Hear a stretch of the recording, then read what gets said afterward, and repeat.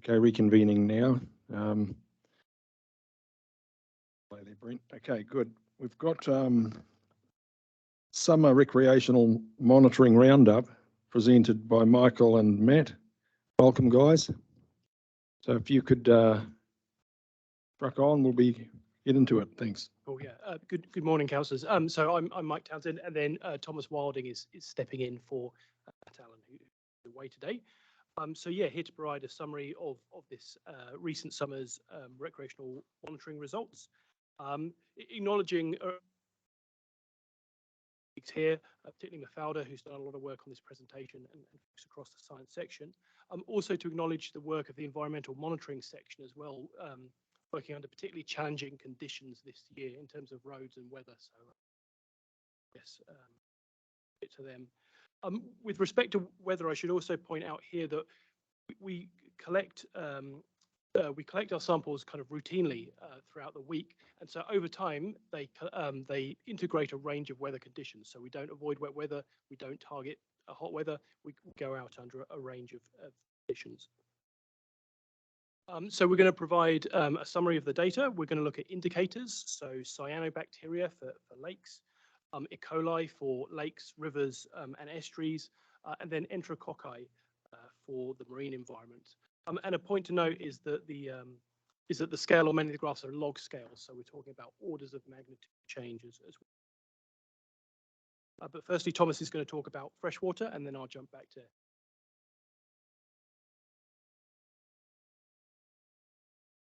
Thank you. Yeah, so firstly on some of the freshwater environments, so it's the Waikato River, and so we're comparing, we're looking just at the last summer's monitoring results primarily in this update rather than and these plots, which you'll see a few of. So each plot is a site, and along the x-axis is time here. So this is looking through December through March of this year. And that is what we call the bathing season or recreation season. So these are samples that we collect from the shore at places people often go swimming. So this is another monitoring program in addition to our state of environment monitoring, with summer.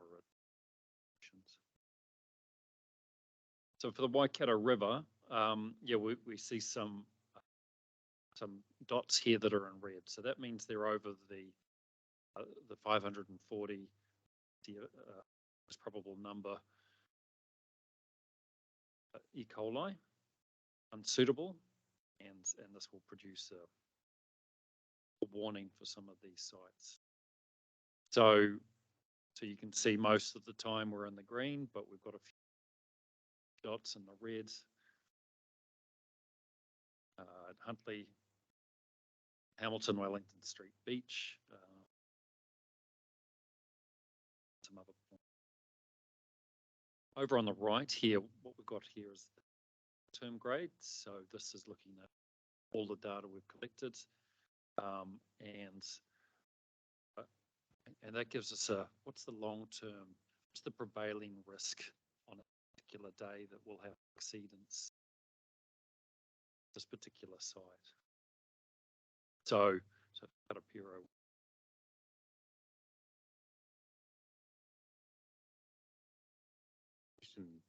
I just wondered in terms of that, looking at those data, in terms of the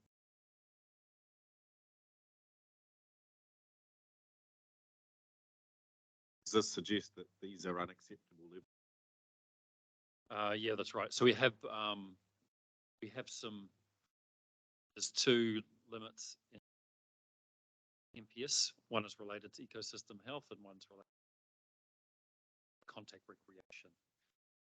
So we're aligning with contact recreation limits. Yes. So there's quite a few sites where we're red, achieving the national bottom line. Target better than that now. So in regard to notification, when there's a an issue like this? Is it simply putting signs up out there, or is there some other way of Yeah, notifying? so, I mean, generally we want to, there's our long-term response in terms. Then there's the short-term response.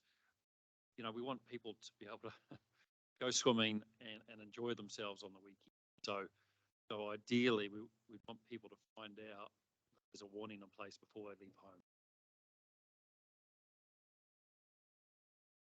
Swimming here. So we use the LAWA, Land, Air, Water, Aotearoa websites. Encourage people to, before they leave home, pick LAWA. Is there a warning in place for the site I was going to go? Therefore, they can go. It's particular interest for me today because I was over at Kinloch on the weekend. It was a beautiful day, calm. And on the right edge of the foreshore, just a little bit out, there was a lot of brown, sludgy stuff. Yep. And kids were swimming, and I was thinking about that. Is that fecal? Is it, what is it? It broke up easily, Yep. but it reformated again. Yeah, I was going to do a bit of fly fishing, but I thought, no, I don't think I will. But what is it likely to be? Just a weed issue, or a Yeah, peat you sort do of get stuff? you do get It's floating on the top, fertilities floating near the top, and there's a lot of it. just along the shoreline. Now, in the water, reaching out 10 meters. Okay. Would need to see photos to check, but I do know that Taupo, you get shallow communities of plants that get broken up, and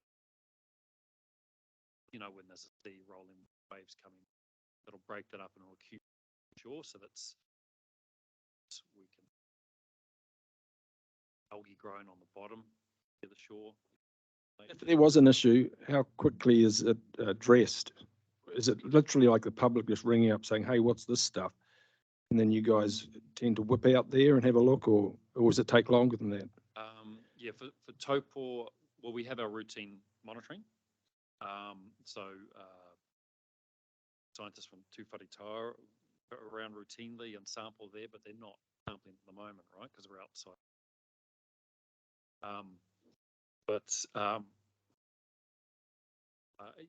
But what we try and put increasing emphasis on the signage and education for people, because ultimately you've got to make the decision when you're out today, right? If somebody calls us and says, problem here, send someone out to sample, goes analysis, the results come in. If we achieve that turnaround in a week, we're doing well, which is long after the person's had to go swimming. So we do try and encourage people to decide for themselves, look at the water, does it seem right? If not, stay out. Ben? I was just going to say, does the national policy statement say that these, what getting to the we had standard that didn't have red 7 years. 7 years, we need a short-term targets and we need a long. So the long-term targets will likely to be getting them to it, want them to be, whether it achieving those national bottom lines or maybe we're aiming higher. The short-term targets over 10 years are towards that. And that's the discussions we're having with community. How much improvement?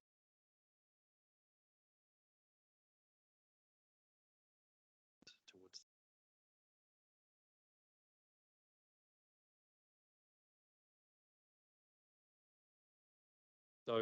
So the last slide was the Waikato River main stem, and here's some select results from some other locations: Burnie Murray, Auraki, and Kaniwhaniwha, which is so yeah, quite a few in the red. That reflects land use also. Climate's a driver here with the using more. Taupo, so these are some of the bays around the lake. see just the one exceedance. I should point out.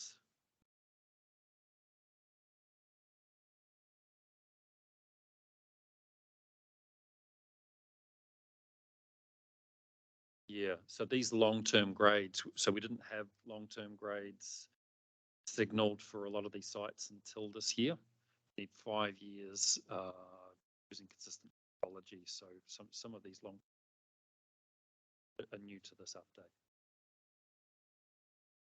Some of them. So from Taupō to some of the shallow lakes. And so two things that we're looking at here. One is E. coli, this group of left plots. Over on the right here is algae, the cyanobacteria. And for example, Kainui, Hamilton had a cyanobacteria bloom throughout the summer that stayed in the red. Here to say to Kauri, one of those samples was above the limit. And when we do our warnings, these are bringing in both of these factors to decide whether a issued.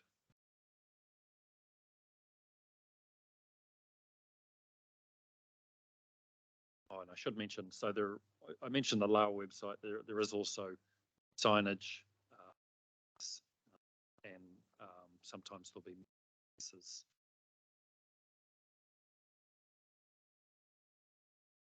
Okay, so just quickly, is there any evidence it affects fishing, consuming fish, trout? Carp? Certainly the taste. If you've got a big algae bloom in there, up those organic compounds, and people say they can taste that in the flesh. And there is the potential for those toxins to flesh.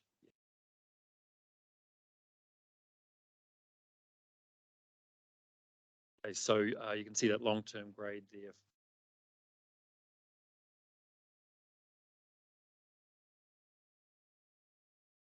Some results for the hydro lakes that we monitor. This is looking at the cyanobacteria and Raitai, Angakino. See that site's been in the red for quite a while this year, made quite a substantial bloom.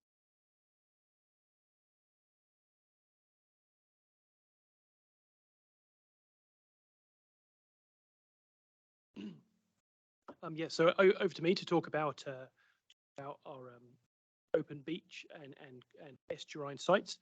We will go through these as estuaries and as open beach sites. If you read the State of the Gulf report, which will be coming out, it will lump all of those together as beaches, but we see there is benefit in the way we discuss the results with you, generally because our beaches are very good and our estuaries show more exceedances, more. It's useful to kind of separate those parts. So on the diagram here, you'll see we have 4 sites on the west coast, 2 beach, 2 estuarine sites up in Port Waikato and Whangaroa Harbour, Raglan. And then on the east coast and the east coast of the Coromandel, sites moving from Buffalo Beach down to Whiritoa, with a few sites nested in Tairua, specifically Tairua Beach, Paunui, and then also an estuarine site there. One of the reasons in the last few years we've brought in estuarine sites is because we know these are sites where people do regularly swim.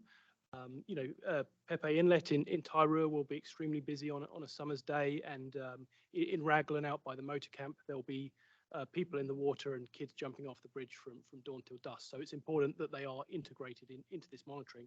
And also we know that those are most susceptible to those kind of catchment pressures. So we've been monitoring these estuarine sites for the last three years, which is why they're currently blacked out, because they don't have 5 years of data into long-term. So these are the results from the estuaries. You'll see over time, generally things are pretty good, probably in comparison to some of those freshwater sites. But you do see some red dots in there, so you are seeing exceedances and an indication that it's not suitable for contact recreation. Obviously reflecting that it's been a very wet summer, been quite an exceptional summer, and there's also a couple of data points missing from this when we were unable to go out and sample, obviously due to health and safety with the big events that passed through, which probably would have added another couple of red dots onto some of these plots. So over time, over the 3 years, we see that Tairua Pepe Stream Bridge is currently listed as poor. Whangamata Harbour, just by the harbour entrance there, is fair, and Port Waikato and Raglan Motor Camp are showing good water quality over time.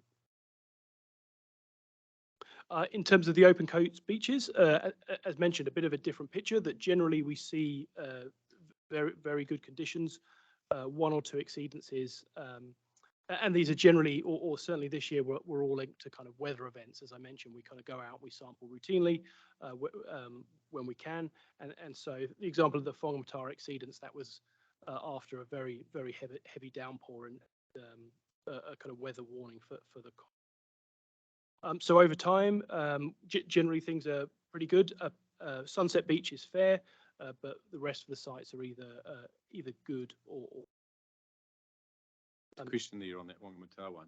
Yep. So when you get a huge downpour, how does the E. coli? Is it septic tanks? I mean, what's causing E. coli? Yep. I can't comment specifically in Whangamata or necessarily, for those kind of events, but we do know from previous studies on fecal source tracking that ruminants, so material washing off farmland, will contribute to those bacteria. Also avian sources as well, so birds, possums, up in the catchments on some of those steep lands. So there are a range of sources that contribute to that. We have done investigations. Often there's a focus on septic tanks and whether it's human waste. From the studies we have done specifically in Tairua, we didn't find evidence, it being a human range of contributing factors. Should also mention that our advice is always don't swim for 48 hours or longer after heavy rainfall, but we'll still be collecting the samples. So as I say, so we build that data set.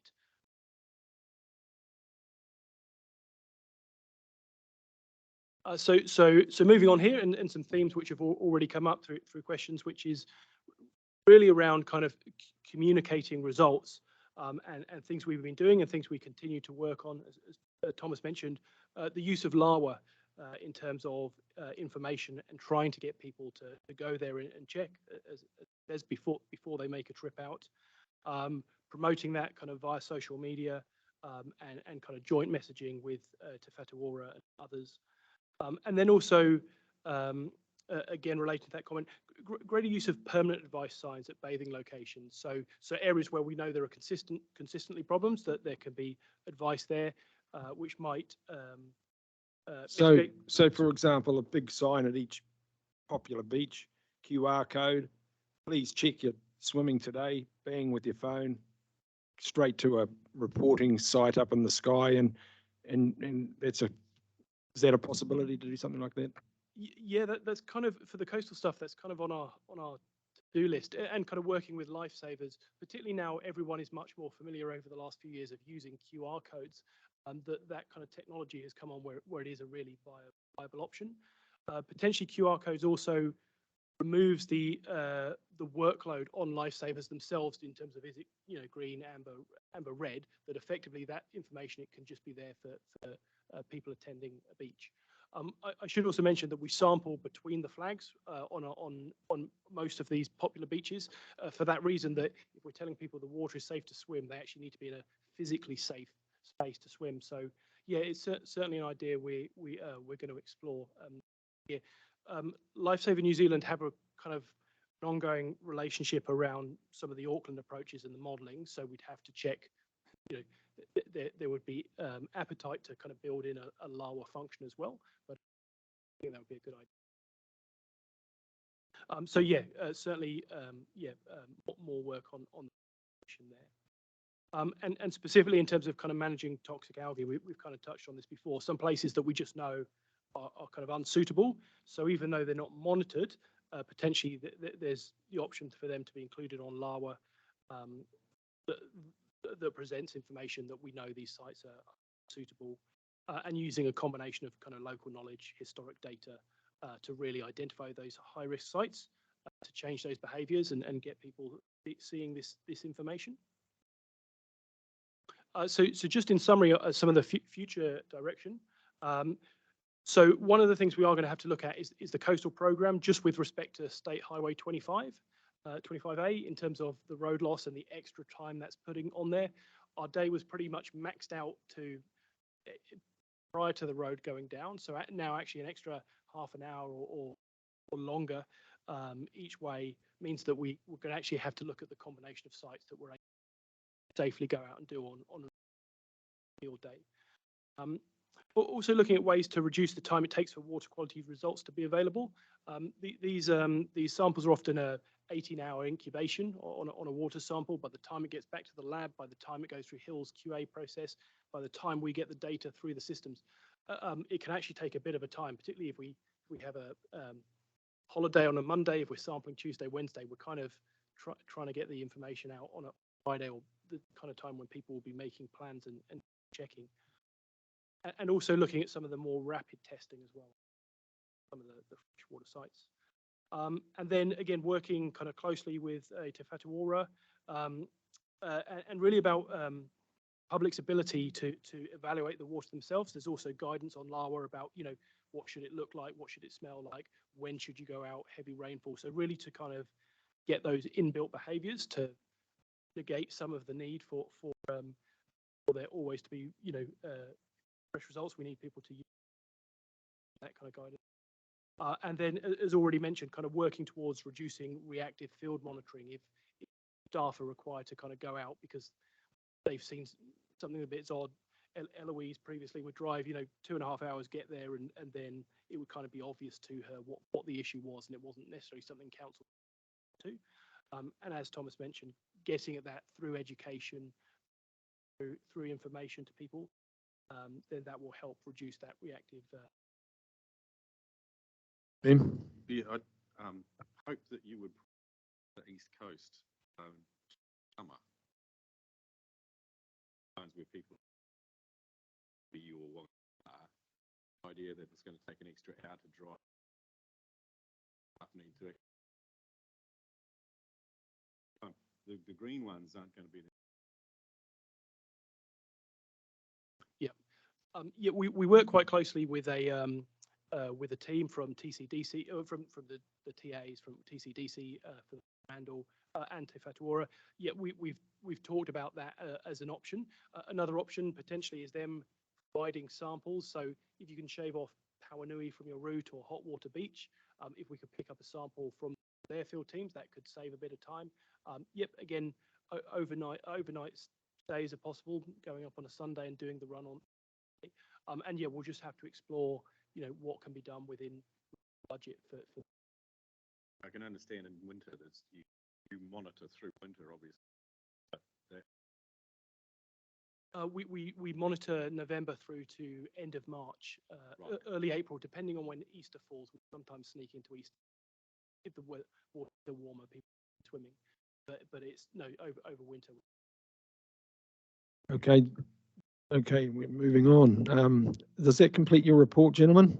Yes. It does. Thank you for coming along. And can we have someone move the report? Robbie, seconded. Katarina, all in favour? Opposed? Carried. Thank you very much. Moving right along to the next item, which is.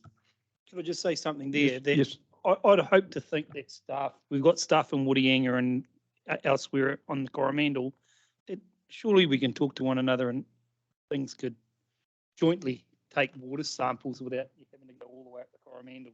I just find that bit difficult that you send staff up there just, sorry, if that's out of. The other challenge is to get the samples to the lab. So having a person there.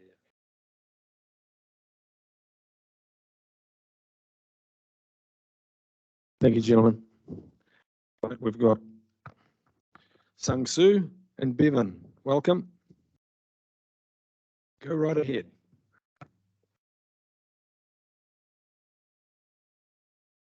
By the way, lunch is ready at 12:30. So we're trucking along.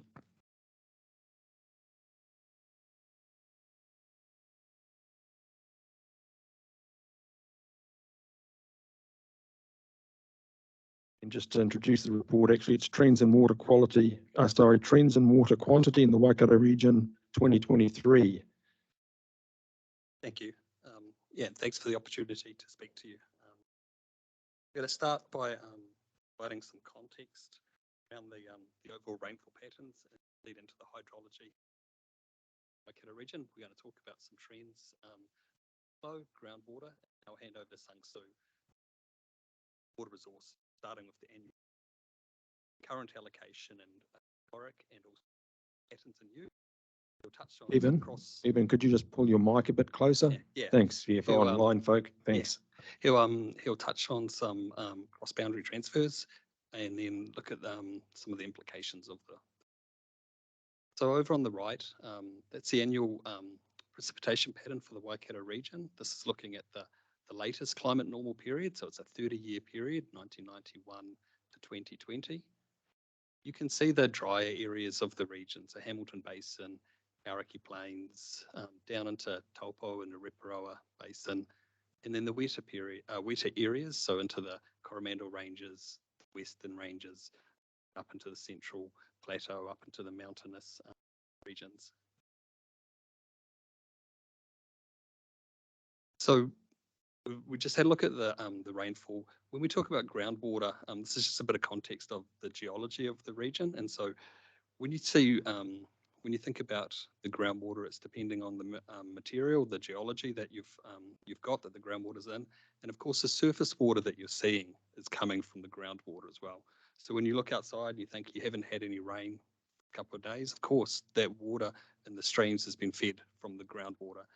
And even when you have those rises in river levels and flows when it rains, a lot of that is water that's come from the groundwater as well. It's just responding to the rainfall and moving into the surface water systems. So again, you can see Hamilton Basin, so the alluvial materials, so lots of groundwater resource there. Up the Coromandel, the andesite, the rhyolite, so there's less groundwater in there. Most of the groundwater resources around the Coromandel are the coastal aquifers that are out of the sands. If you look in the west coast, you're seeing tertiary sandstones, siltstones, mudstones. So not as much of a groundwater resource. So the rivers and everything here are a lot less flashy, but also they decline, after a drier period compared to the South Waikato in those pinks. So the large ignimbrite aquifers. So if you think of Blue Spring, you think of all of those flows that keep being sustained for a long time from the groundwater. So that's kind of just a bit of context there. Elevation on the left here, and we saw, you'll see the influence on the rainfall. You can see the elevation and the orographic effect. Over on the right, the land cover. So in terms of evaporation, you're getting more evaporation coming from forested areas. So after the rain and you look across and you see the hills where there's forest and you see the mist rising above it, that's the evaporation that's occurring out of the forested areas. And when you go to pasture, you're having lower evaporation rates. So this is one of the longer rainfall records in the region. This is from Ruakura. So it starts in 1907. And all we've done here is looked at what is the average rainfall from that start of the record through to the end of the record, so up to last year. And then you look at each year and compare, was it a wetter or a drier year? And so if it's wetter, it's a positive deviation, that's a green bar. The orange is a negative deviation, so they're the drier years. And then if we just take those deviations and add them up, that's a cumulative deviation. So the grey trace that you can see there. So you can kind of talk in periods of time from the 1920s through to the 1960s. You see the cumulative deviation is heading across horizontally. It's not going up or down. So those are periods where it's close to the rainfall that occurred during that period is close to the long-term average. And then from that 50s into the 60s, you see the cumulative deviation is heading up. So that's a wetter than average period. And from the 1980s, you can see it heading down. So since 1980, it's been drier than that long-term average. This is just looking at a single rain gauge measured. If we then try and look across the region, so we'll look at on the left here, we're looking at each of the decades from the 1960s, 1970s through to the most recent decade, 2011 to 2020, and we're comparing what was the rainfall compared to that long-term average, the average over that entire period. And so if you're in green, you're wetter than average. As you head into the white color, you're at the average, and as you head down into the brown colors, drier than average.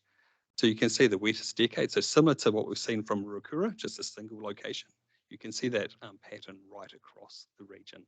You can see the wettest decade was 60s, 70s, that drying starting in the 80s. The 90s, maybe to the western and southern parts, a little bit wetter than average, but certainly since 2000 and the most recent decade, 2011 to 2020, the driest of those 6 decades. And if we look at that most recent decade and look at during the year, when is this occurring? That's the graph on the right. So summers much drier than they were in the past. Autumn's actually wetter, winter's a bit drier, and spring's drier again. Just to interject here, gentlemen, just to clear my own mind on this issue. Going in our agenda, I only see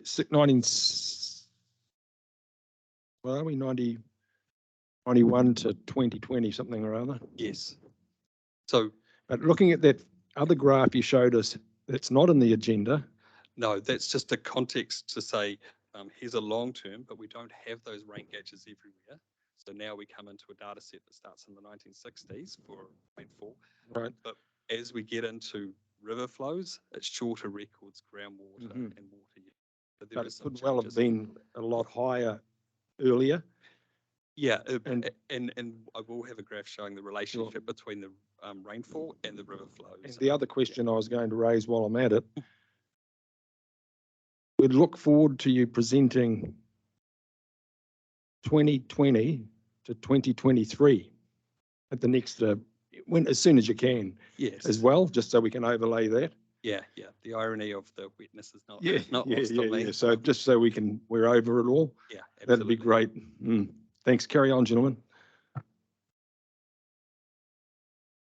And on that, I think if we look back at that Ruakura and we thought about it, one of the average years on there was 2008, but record dry summers within that year. So there's things, as you look closer, you see. So just picking out a couple of time series. This is for the Hauraki, and so we've talked about rainfall, and now we're just looking at potential evapotranspiration. So it's not the actual measured evaporation rates, it's a potential or a reference evaporation based on the temperature that's occurring and other parameters. But the point from this is, while rainfall has been declining, the evaporative demand has been increasing. And this is not unexpected if you've looked at temperature plots over time to see what's so that drying demand. So this is tying together the rainfall patterns that we've looked at and looking at flow. And in these plots here, we've standardized because some of our rivers are going to be much larger than others. And so by standardizing, you're comparing the flow recorders one for one, and then we've just averaged all of the flow recorders here. So this is a long-term network within the region. So flow recorders that go back to 1960, 17 that are still open at the moment. And then we've just fitted a curve through that to smooth to try and show You can see in pink the rainfall and that drop off in the 1980s. You see a similar, as would be expected, the river flows have followed the similar pattern of decline that occurred. You're showing here a general downturn in rain. In the last 3 years, have you shown any? 2020 was the driest year at Ruakura, so opened 1907 and 2020 is the lowest annual rate.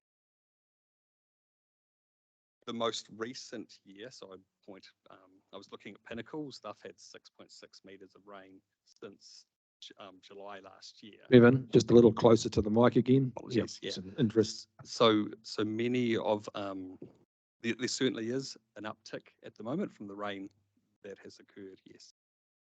Do you see that as a short-term uptick, or are you looking at change? So many of the rainfall patterns follow the things like the Southern Oscillation Index, Interdecadal Pacific, SAM, Southern Annular Mode. These kind of teleconnections are impacting our rainfall patterns. There is also over time, in terms of increasing temperature, certainly what we're going to look at is for the last 30 years, a declining trend with the wet period. But if you remember the Ruakura rainfall, even in drier periods and wetter periods, you have some years that are different than that trend. So you're seeing a temporary fluctuation with the now, not a shift to cyclone type weather coming. Well, you have that in terms of when it's events, the energy, it's provided by higher temperatures, all of those things. Yes.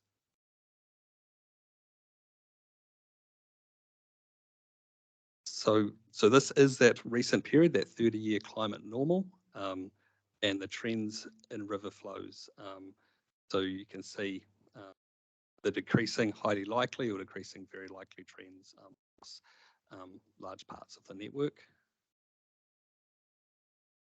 When you look at groundwater levels, there's mixed trends. So the proportion is shown on the bottom left, and there's a similar number that are showing an increasing and decreasing over this period.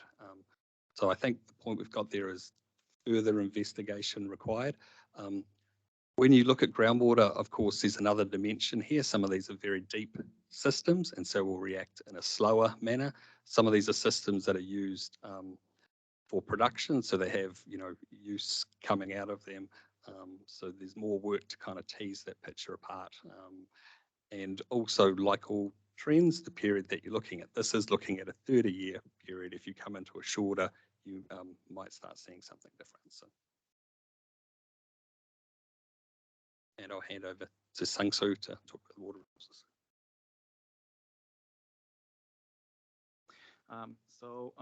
The next half of the presentation will focus on the water use aspect of hydrology, how we as a human move around water. The most significant hydrologic variable, sort of gateway variable that I see between the natural hydrology and human use aspect is the annual low flow, which is how low streams or rivers how low it goes in a given particular year. So that's an indication of how dry the particular year was for that particular catchment, or how wet it was. I've selected 4 representative locations, flow recorder locations, to show you the patterns of that annual low flows, and it goes up and down. But we can identify very dry years, like 2013 event to 2020, which was very dry, and that sort of dry years are shown in the graph like this, in the blue lines. The red lines are the average trend line drawn through this annual fluctuations, and we can see at all locations sort of slight increase up until mid-90s, followed by a consistent decline in every location. There was only one flow recorder in our region that showed otherwise. All of the flow recorders showed a similar pattern, having the trend reversing somewhere around mid-90s. An implication of this is that people will get restricted more often and for longer period in summer. And our allocation system has adaptive element to it. So if the river flows gets low very frequently over time, it'll adjust the allocation limit and it'll allocate less. The allocation limit will go lower if this trend continues to happen. That's an implication of having this downtrend. So which catchments will have most vulnerability to from this observed trend? So this is an allocation pressure map based on the allocation. If you see at the bottom, there is a legend saying blue has least allocation pressure, and as the color goes, red has over allocation status over secondary, what we call over secondary allocation limit. And I have shown you summer and winter allocation pressures. Our allocation system counts allocation levels at each month of the year. So there is 12 bins, allocation bins, and so that we can differentiate between how allocated it is in summer against winter time where people don't use as much water. So summer, as you can see, summer has higher allocation in many places, whereas winter has many blue catchments. But there are consistently heavily allocated catchments, as I identified with the names of the catchments here.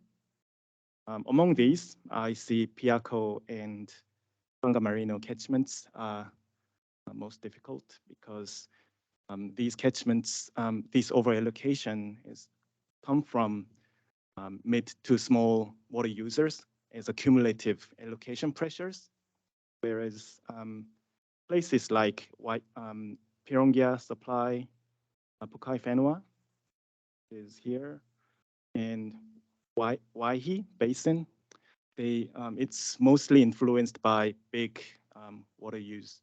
Maybe one single, for example, Pukai Whenua, it's driven by a single water take by the paper mill, OG Fiber paper mill, and Pirongia Supply, Pirongia Mountain, it's influenced by one single Waipa water supply, taking up a large proportion Does of that. commercial takes have a big impact on some of these catchments?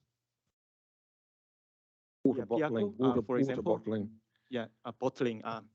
Water bottling is only a small proportion of the overall. So Piako and Whangamariro, we may have to have community discussions among many different users to bring down allocation. One challenge we face here is that we as a council wish to bring down these red catchments down to orange by 2030, and that's 7 years away. And this allocation picture has been kind of stable over past few years. It's not growing, but it has been stable, which I will demonstrate in the subsequent slide. Yeah, and another aspect, hydrologic aspect that we need to be aware of in terms of water use is the cross-regional flow. So there is a big input from the south, which is called Tongariro Power Scheme, which imports water, a lot of water from Manawa to Wanganui region. And there's water care export, which is another big export towards Auckland. So the next slide shows what the trend was regarding those cross-regional flows. The top panel shows the Lake Taupo outlet flow. And Tongariro power scheme started in 1971. And I drew vertical line here. Since then, Taupo Lake outflow has been bumped up with a shift around 23 cubic meters per second. That's a huge amount. And that has been stable.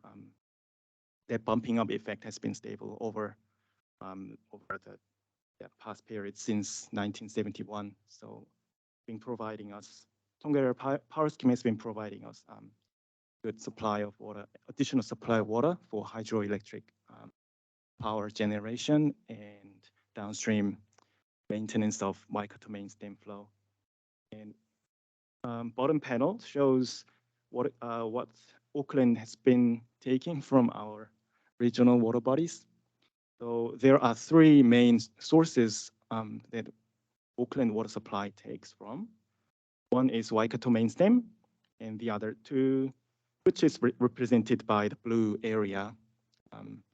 And the other two are the Hunua Range Dam supply.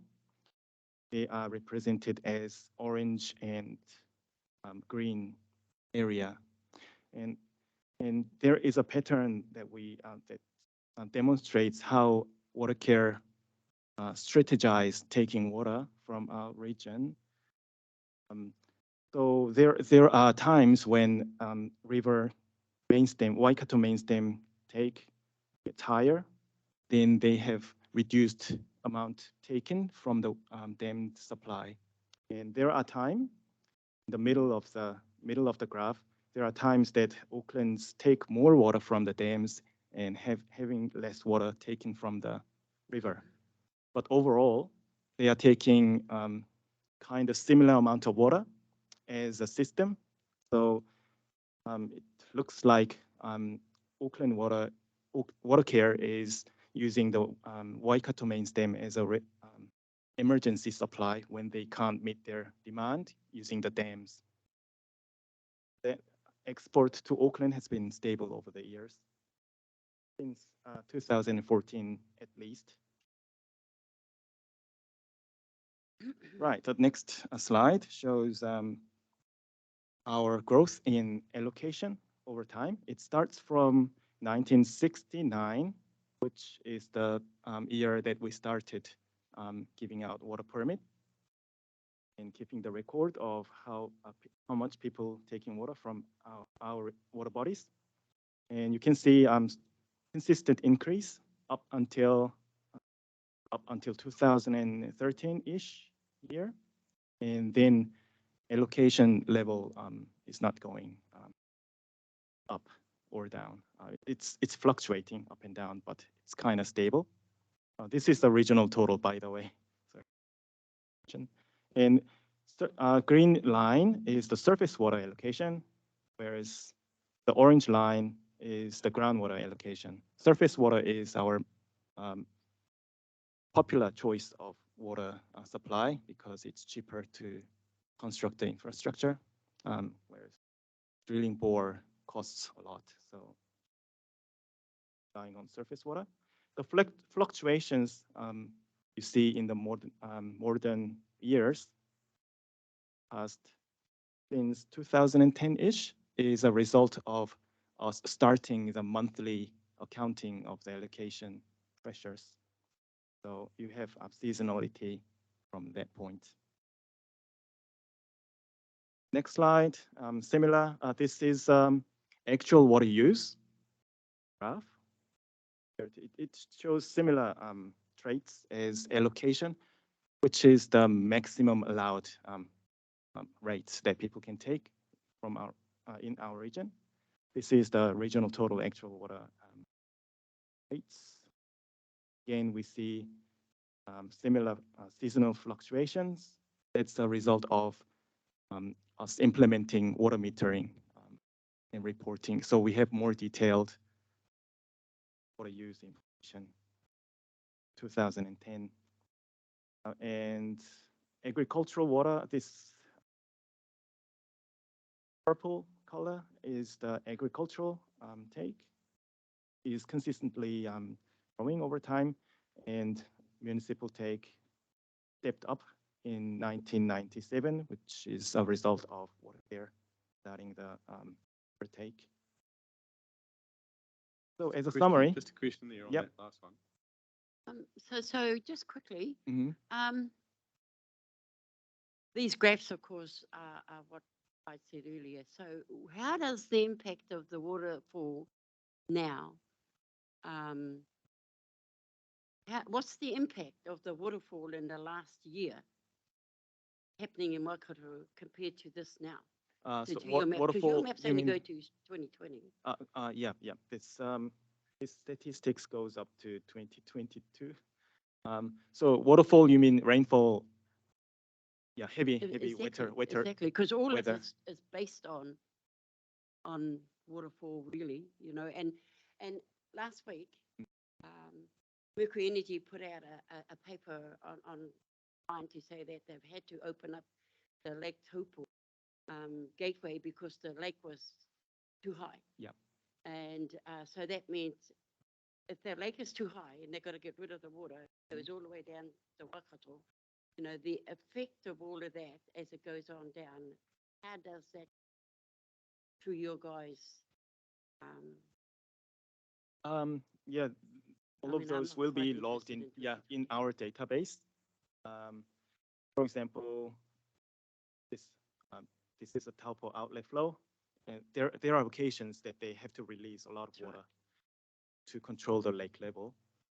But in long-term average, we have to observe what happens for a bit longer.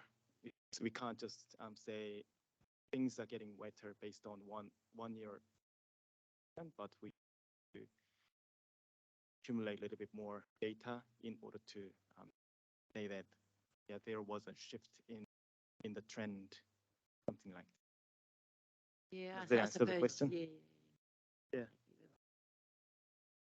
But can you present us with the last 3 years of Yes, I could. Yeah, information it that could be perhaps a- at the next? Yeah. Just to update us, that'd be great. Okay. Yeah. Idea. So summary. Yeah, sure, Ben. Yeah, Just regions one getting back, dry. Yes. So that's showing. Yep. Color graph. This That one. use, that one. Yeah, the actual use. Yeah, so that's actually showing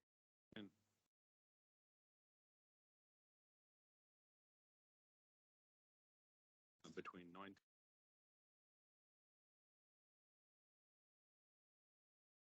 9. There is a step change occurring in 2013-ish. The big jump. Yep. But at the same time,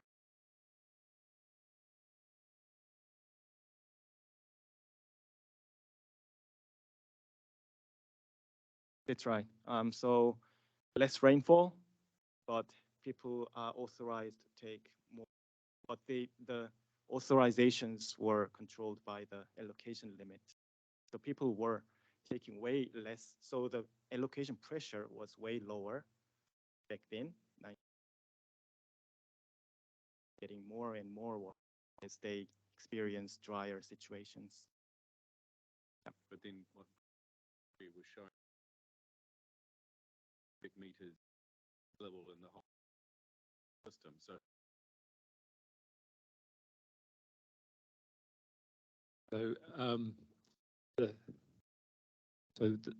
Something else happened at the time of that step, and that was when Variation 6 to the Waikato Regional Plan went through. So prior to that time, there was, as Sangsu had said, there was an allocation limit, which is a percentage of low flow. So that's how this council allocates water through its regional plan. Around the different rivers across the region, it says, this river, you can allocate 20% of low flow. So that's the policy process that you go through based on the good science from the team, and then you get your implementation teams to go forth and implement that. The Wind Variation 6 to the regional plan went through. the allocation limit at Karapiro prior to that point was 3.6% of low flow. It moved to 5% of low flow. Now that doesn't sound like a very big number, 1.4%, but believe me, that relates to quite a lot more water. And so when the policy process enabled more water to be allocated, as you'd expect, people who would like to take advantage of that sought that water and then started using that water. So as Sung Soo said earlier, that this is long-term data around low flow. And as our science team identify what is the appropriate low flow, this council has decided through its policy process how much proportionally of that low flow is able to be allocated. That information comes to the regulatory teams, who are then able to process the consents to stick inside those allocation limits. And so I think what Sung Soo was saying earlier is that low flow can change over time as you get more information about inputs, outputs, evaporation, rainfall, which is again the criticality of having people like Sung Soo and Bevan to inform us about pressures on the environment. Did I get that about right, Sung Soo? Yeah. The trend in low flow is also influenced by the water increase in water use. Bruce and then Robbie. Yeah, I'm just interested. So this report that you presented today is essentially the report that's in the draft State of the Environment report. Right.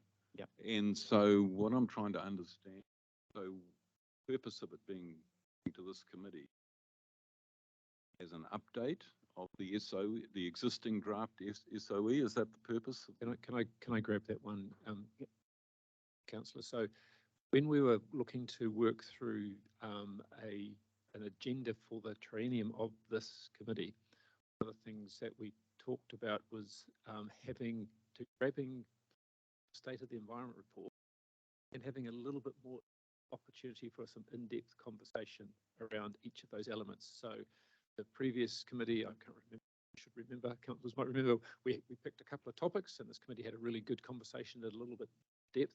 And this, the two topics for this committee was peat and the water allocation. And we'll move on to the other topics as we go through the triennium to ensure that the councillors get a little bit more in-depth conversation, but it is all fed from the State of the Environment report that you've seen. Well, that sort of segues into my request earlier, which I'll leave for the moment, but because what I'm trying to understand is how the agenda is set and noting that the terms of reference for the committee. So I think I'll leave it for now and we'll pick it up later. Yeah. Okay. Summary. Our region is getting drier and demand is growing. The implication of this will be, because the allocation is to do with preserving ecology and water quality, but this worsening trend in water availability and demand will impact variables like dissolved oxygen, temperature, and ecology health. So it's a challenge for us into the future in terms of water security while preserving the in-stream values. Water users will also feel this impact if this trend continues with increased frequency, restriction and duration of the restrictions, as well as decreased in allocation limits. Less number of people will be allowed to water. Thank you very much. Conclude, yep. So it's a good summary, gentlemen. Something that impacts us all. So thanks for that. And we look forward to hearing from you again, hopefully at the next meeting. All righty. Okay, so can we have a mover to receive the report? Robbie, you've finished, haven't you? You didn't have anything to add? Okay, yep.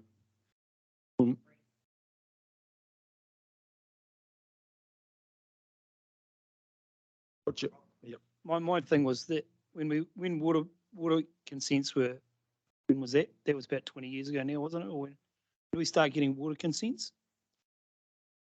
That everyone was water consents are being required for 50 years through the acts previous to the Resource Management Act, but what I was talking about was this council's variation to its plan back, which is variation 6, which happened in basically what, 2010-ish, 9, 10, something like that.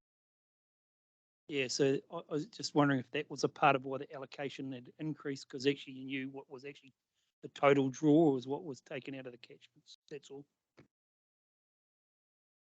Okay, thanks. Thanks, everyone. So do we have a mover, please, for the report, Ben? Thank you. Happy to second it. Thank you. All in favour? Opposed? Carried. Thank you. Thank you, gentlemen. And look, we're moving on a little bit here. We're just going to dive into a discussion that Bruce introduced. Oh, we've got beg your pardon? Yeah, so we're just going to look at the tours, and Bruce will introduce us to what he has to say about that. Thank you, Bruce. Yeah, I didn't want to interrupt the matter of business today, and I also didn't intend to catch out our chair today, but when I reread the documents this morning, I just felt I needed some more background and understanding the role of this committee, because if we look at item 2.1, oversight of the region's information gathering and state of the environment resource management, and 2.2, overseeing the effectiveness of and compliance with Council's regulatory responsibilities. And I won't go through all the includings because it's only including, it doesn't a comprehensive list, but it just sort of set me wondering about the process we've been going through lately with a long series of workshops covering off key components of the State of the Environment report, and wondering how that meshes with the role of this committee, in the sense that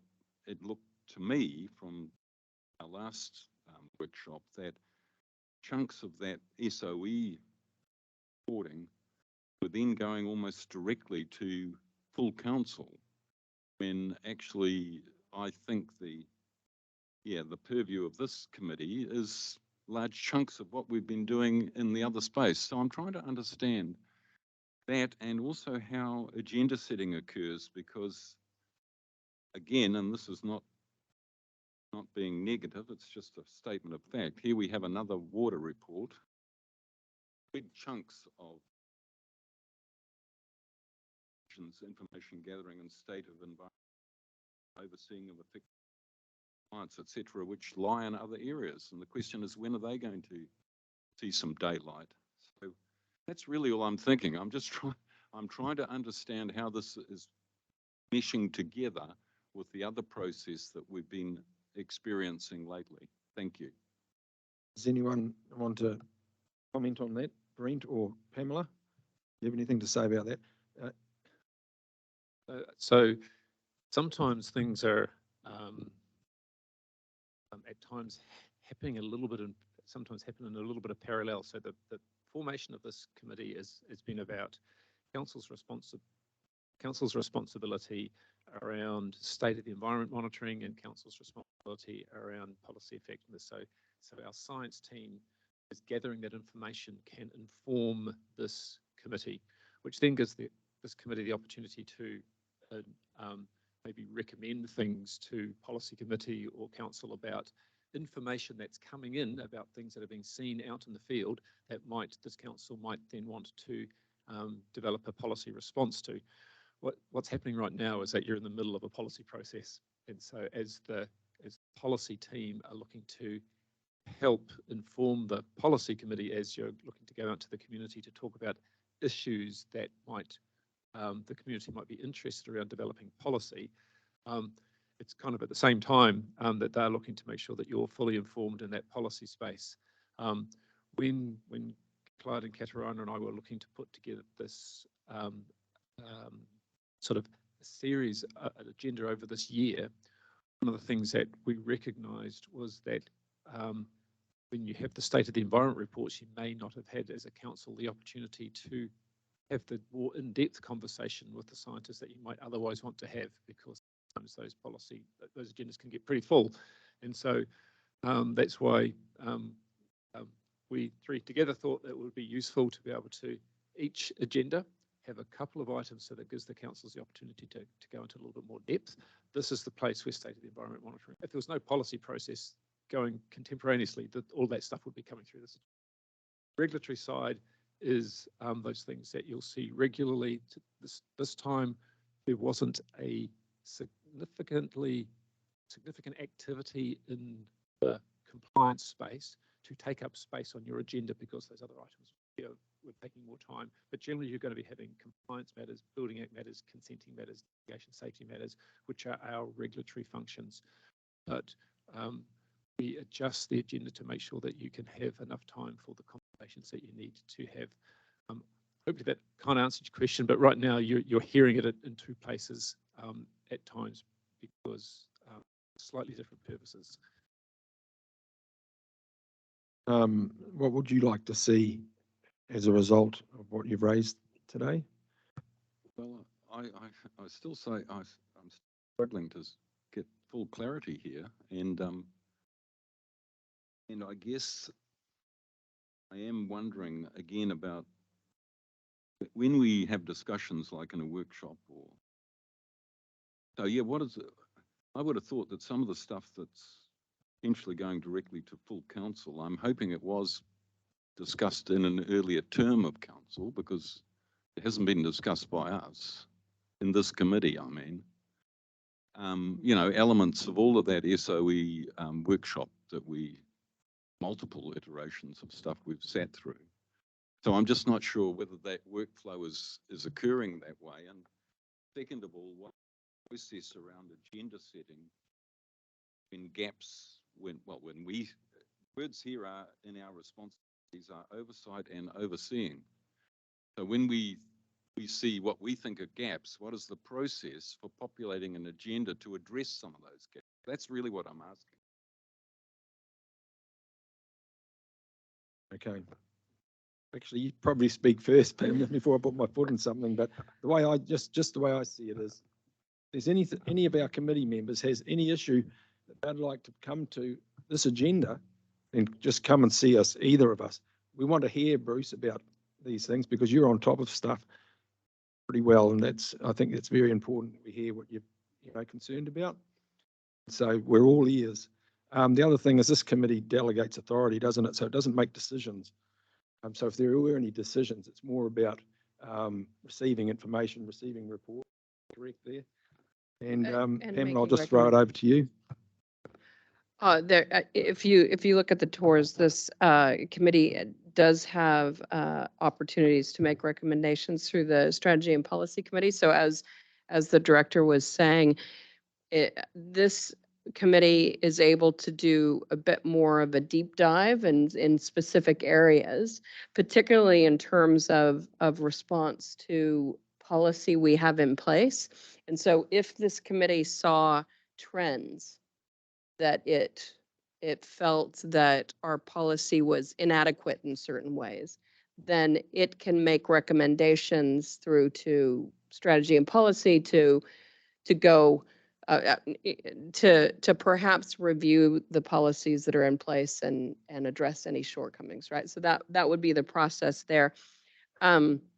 As the director said, often there are things that happen in parallel in terms of the policy development. So the state of the environment that has been going through the multiple workshops and will come through to full council for adoption sits separate from the deep dive into what we might see coming out of the process of developing the state of the environment. Correct me if I'm wrong, Mr. Director. Yeah, absolutely. And of course, remember the state of the environment is very much backcasting up to a certain point in time. And as this committee has asked multiple occasions today, is what's happening now? What are the pressures that are coming? And I remember in the last trinium there, I can't remember the exact topic, that this committee heard something which was of concern, and so it made a resolution to the policy committee saying, we want the policy committee to look at this issue because this issue has come to your attention through the science team, and you wanted that matter to be addressed. And the way that it can be addressed is through policy settings. So that's the purpose of this committee, is to provide that loop. Yeah, Right, so if in today's meeting you had seen, this committee had listened to that report on the trends in water quality and saw alarming trends that this committee didn't feel were being adequately addressed through our policy, it could make a recommendation through to the Strategy and Policy Committee to reassess a particular policy area that might allow us to make more headway in a particular area, right? Yeah, but about- I suppose that just in terms of this, Mr. Chair, I guess I would just reiterate what you raised, that if any committee members, and this goes for any committee we have on council, if you get your agenda pack and you're like, that doesn't quite make sense to me, your first protocol is the chair, just to raise the issue, because then often the chair can give a heads up to the director or particular staff members to bring additional information that might clarify. And just giving a heads up means we're better prepared and able to answer those questions more directly.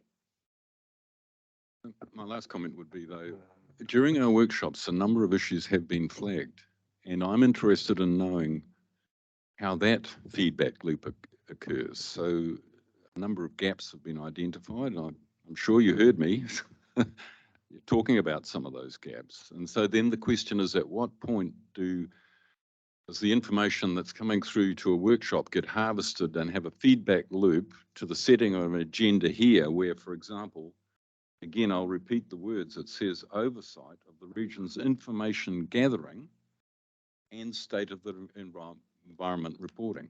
So that implies that to some extent we can address the issue in the point of what is actually being gathered, what is relevant and what should be in a state of environment report. So that's my feedback loop in relation to what's been happening in our workshops. Yeah. So workshops, I think, would be an opportunity to raise issues, which you do, which we all do. And at that point, you could get a feel for the room if you've got any support.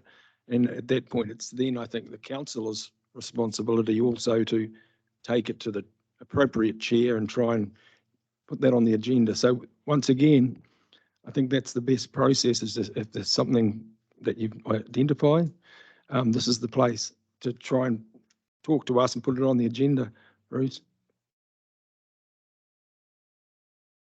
Thanks, Mr. Chair. And I guess the question, again, I don't want to labor the point. Do we have to repeat something we've already said in a workshop? Absolutely, we do. It's got to be repeated somewhere, because you can't make decisions at the workshop. It's workshops is the opportunity to discuss the matters, to get the presentations to some degree. I'm always a bit concerned about this.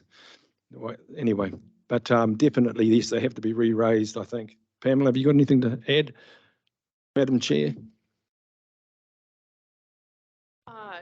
I think that a helpful way to ensure that matters that are raised in workshops are in fact heard is to ask whatever director is taking a committee or council itself through the workshop and say, can you repeat back to us what you've heard?